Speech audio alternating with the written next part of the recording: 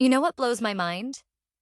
Networks today have evolved to essentially become self-diagnosing organisms, running millions of automated tests every second to keep our digital world flowing smoothly. That's fascinating when you think about it. And IP SLA is really at the heart of that evolution, isn't it? It's like having a tireless network doctor running diagnostics 24/7. That's right. Hey folks, welcome to Technically You, the podcast that turns complicated tech into a casual conversations. And today, we're going deep into a tool that doesn't always get the spotlight, but is quietly doing all the detective work behind the scenes. We're talking about IP SLA.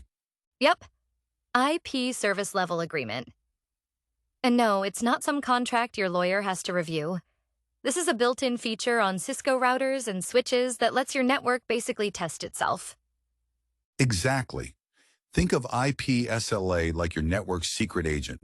It goes undercover, simulates traffic, and reports back whether things are running smooth or if something's gone sideways. And the cool part? It's not sitting around passively.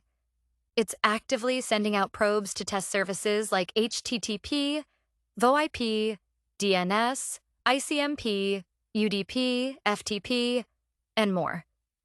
It's like launching a fake call or website request just to make sure it would work for a real user. All right, let's unpack this. IP SLA is basically Cisco's way of giving you a proactive monitoring tool. It simulates specific types of traffic to measure performance metrics like latency, how long a packet takes to get there and back; jitter, the variation in delay, which is huge for voice traffic; packet loss, how many packets didn't make it; response time, especially important for HTTP and DNS checks. You know, people always talk about the network being slow, but with IP-SLA, you don't have to guess. You can see exactly what part of the path is lagging. Right? And the best part, it works from inside the router itself. You're not buying extra monitoring software. Just click it into existence. So let's talk about how does it work. Well, say you're the IT admin for a company with remote branches. You're getting reports that voice calls are glitchy in the Chicago office. What do?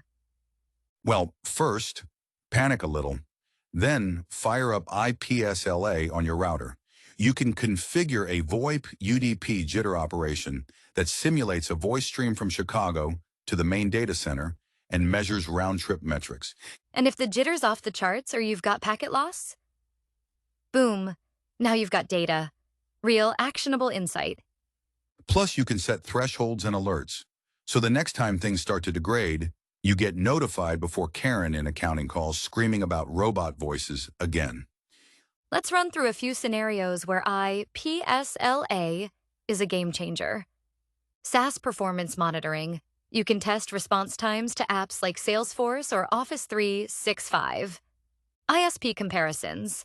If you've got dual WAN links, use IPSLA to see which one's faster and route traffic dynamically. Backup link testing. Want to know if your failover is actually working? Simulate the failover and measure it. VoIP call. Quality checks. You can literally mimic an RTP stream and get jitter stats. You can even monitor HTTP gets to check website load times, or TCP connects to ensure application ports are responsive. It's basically like having an automated QA tester inside your router.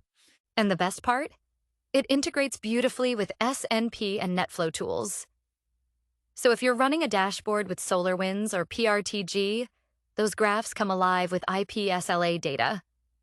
Let's get nerdy for a sec. Here's what a basic configuration might look like. IPSLA 1.1, ICMP Echo 192.168.1.1, frequency 60, IPSLA Schedule 1, life forever, start time now. Boom. That's a ping to 192.168.1.1 every 60 seconds, running forever. But you can get way more specific, like simulating VoIP with IP SLA TWI, UDP jitter, 10.1.1.116384, codec G711, frequency 30. And you can combine that with tracking. For example, route failover using an IPSLA track object. If probe fails, routing changes. Simple and powerful. Of course, it's not perfect. A few things to keep in mind. It only simulates traffic, not actual user sessions. It's Cisco specific, so if your network is multi-vendor, results may vary. And yes, if you flood it with probes, you'll burn CPU.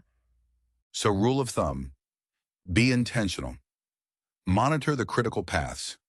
Don't try to track every packet in your network like it's mission impossible. You know, with the rise of SD-WAN and AI-driven networks, people think IP SLA is old school. But actually, it's more relevant than ever. Yep, those SD-WAN controllers often use IP SLA under the hood to measure link quality and make smart path decisions. So it's still the unsung hero, just dressed up in a shiny GUI. It's the scout, the tester, the early warning system. Call it what you want. But if you're not using IP SLA, you're basically flying blind. If there's one takeaway today, it's this. IP SLA gives you visibility before trouble shows up.